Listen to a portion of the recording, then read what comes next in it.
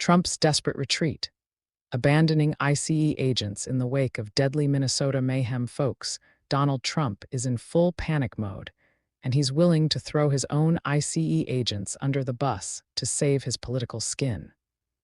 This isn't just another chapter in his chaotic playbook. It's a stark revelation of how far he'll go when his hardline immigration crackdown blows up in his face. We're talking about real lives lost, communities torn apart, and a president who talks tough but folds like a cheap suit when the heat gets too intense. In this deep dive, I'll lay it all out for you, the facts, the failures, and the fallout, so you can see exactly what's happening in Minnesota and why it matters to every American who values justice, humanity, and holding power accountable. Buckle up, because we're going long on the truth, explaining every twist and turn so no one gets left behind. To understand this mess, we have to start at the beginning. Back in 2025, after Trump reclaimed the White House, he ramped up his immigration enforcement like never before. He promised the biggest deportation operation in history, targeting what he calls migrant crime and vowing to crack down on sanctuary cities that don't fully cooperate with federal agents.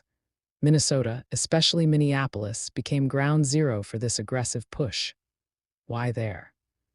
Well, the state has a large Somali immigrant community, and Trump has long fixated on what he claims are welfare scandals and criminal elements among migrants.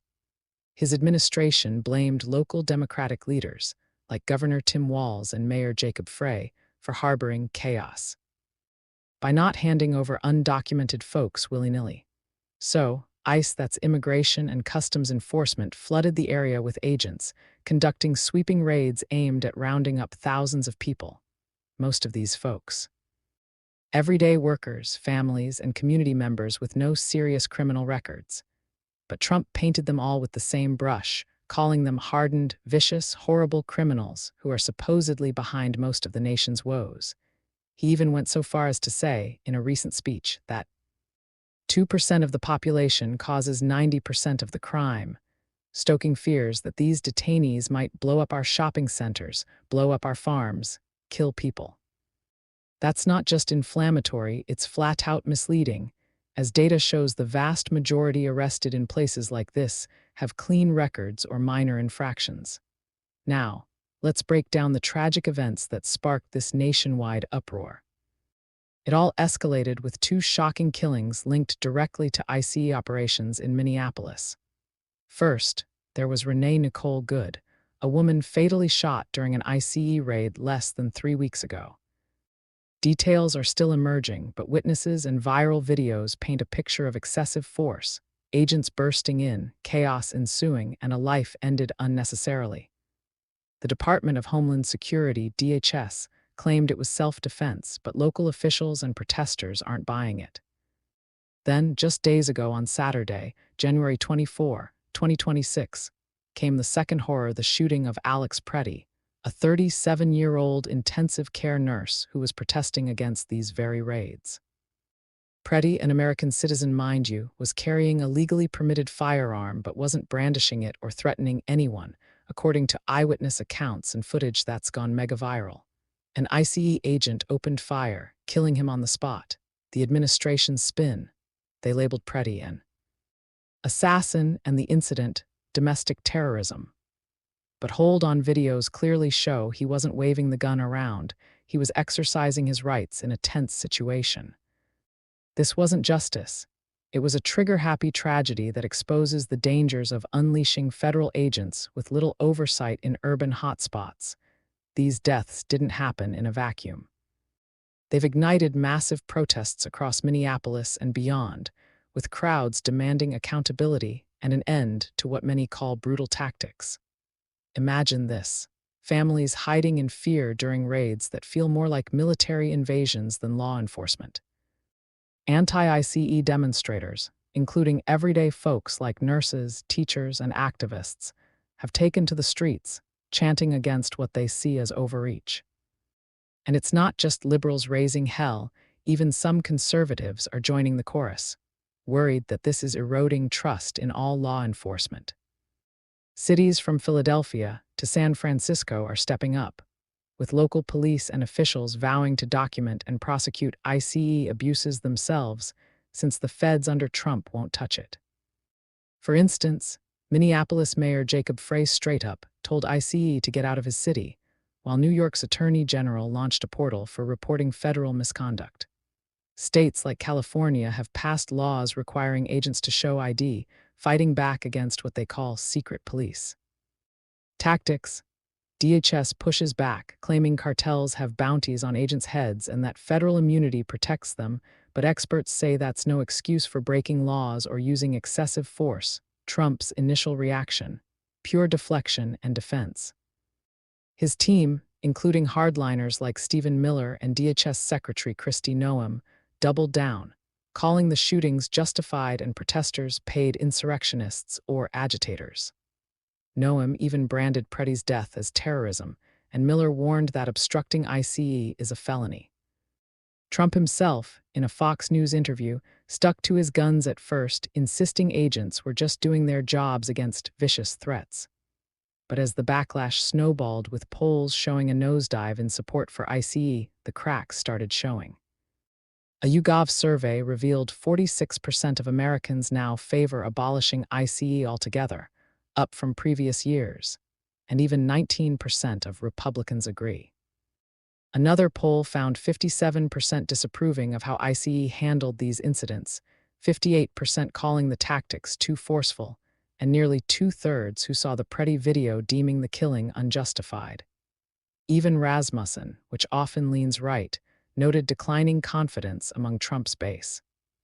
That's when the panic set in. Trump, facing midterm elections in November 2026 and worried about losing suburban voters, began a desperate pivot. He deployed Tom Homan, his so-called border czar, to Minnesota to quell tensions. A move widely seen as sidelining Noem and Border Patrol Commander Gregory Bovino, who's been at the center of the aggressive ops. Homan, described by Trump as tough but fair, is tasked with reducing the number of federal agents on the ground and coordinating more closely with state officials. Trump even softened his tone, praising a very good call with Governor Walz and a productive chat with Mayor Frey. He's agreed to state-led investigations into both killings and shifted focus to targeting only violent criminals, a far cry from the blanket raids that kicked this off. In an Iowa speech just hours after hinting at de-escalation, Trump tried to walk it back, denying it was a retreat, but actions speak louder. He's essentially sacrificing the agents involved by opening them up to scrutiny and pulling back support to calm the storm. This shift isn't sitting well within his own party, exposing deep GOP divisions. Hardliners like Miller and Noem want to keep pushing full throttle, but moderates are balking. Senator Bill Cassidy called the episodes incredibly disturbing. Representative Thomas Massie warned against turning legal gun carry into a death sentence, and Senator Susan Collins demanded a full independent review. House Homeland Security Chair Andrew Garbarino announced hearings on ICE protocols, and even Vice President J.D. Vance urged everyone to turn down the temperature. Conservative outlets like the Wall Street Journal criticized the raids for escalating tensions rather than solving problems, while the New York Post slammed the administration's hasty and misleading rhetoric. Texas Governor Greg Abbott, usually a Trump ally, called for recalibrating operations to avoid fights with communities. It's clear.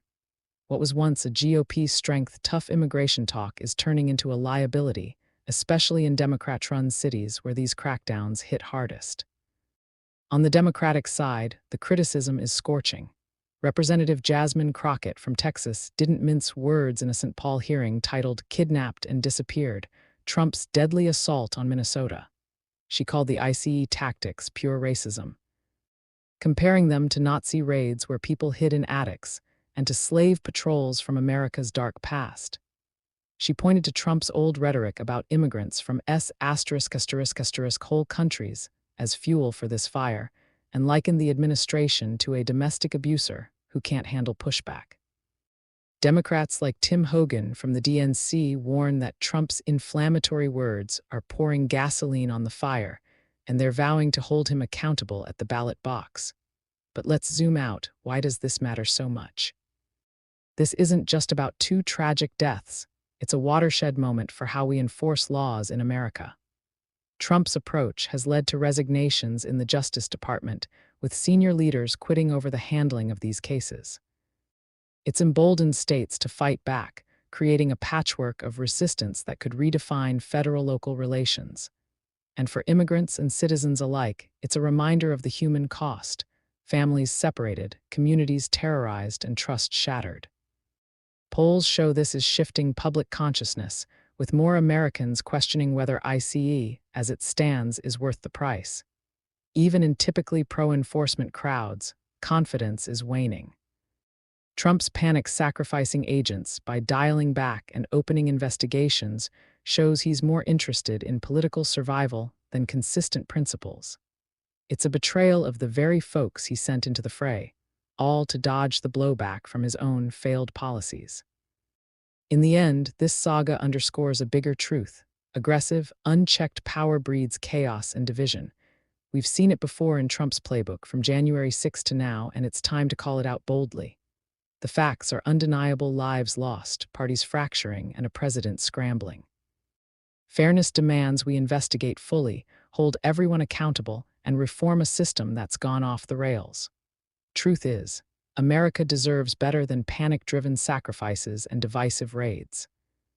If you also support democracy and freedom, feel free to join me in this fight. Click follow, click subscribe, and join me. Divided we fall, and together we can knock down mountains. Through unity is the only way we can make a change. I speak the truth, I share a bit of history, I share what is happening, I try to keep everyone updated with what is going on. I used to write for Newsbreak, but then I went on my own so that I can speak the truth and warn people freely without rules, because you deserve the truth. I do not consider myself independent news. I am just a truth speaker with a mix of everything. I also share about God. I appreciate your time. I do consider myself independent in the fact that no one controls my narrative. I will not say what everyone else wants to hear. That is not why I created this movement. It is either the truth or nothing. Thank you. Stay safe. God bless. I love you all. Crowning Thoughts, True Speaker, copyright 2025 by Santiago D.C. Maria, licensed under Creative Commons Attribution.